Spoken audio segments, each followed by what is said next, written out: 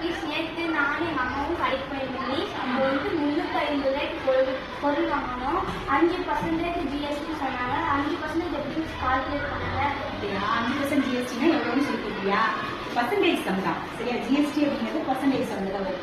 எவ்வளவு ரூபாய்க்கு போடுவாங்க? 350 ரூபாய்க்கு போடுவாங்க. 5% அப்படின்னா பர்சன்ட்னா எவ்வளோ வரும்? 100க்கு 5 ரூபாய் சரியா? அதுக்கு இதை கேன்சல் பண்ணி போடுறதான் கொடுக்கலாம்.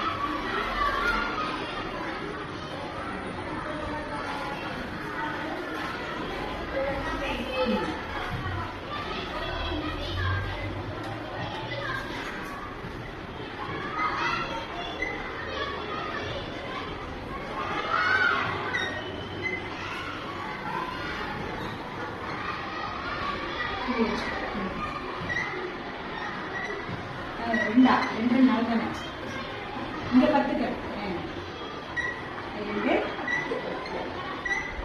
2 ரூபாய் ஈக்குவல் 17 ரூபாய் 50. அந்த 5 50 பைசா. எவ்வளவு ரூபாய் கொடுத்துருப்பீங்க? 17 ரூபாய் 50 பைசா எக்ஸ்ட்ரா கொடுத்துருப்பீங்க. 350 ரூபாய் சேர்த்து 367 ரூபாய் 50 பைசா. ஓகேவா? சரியா?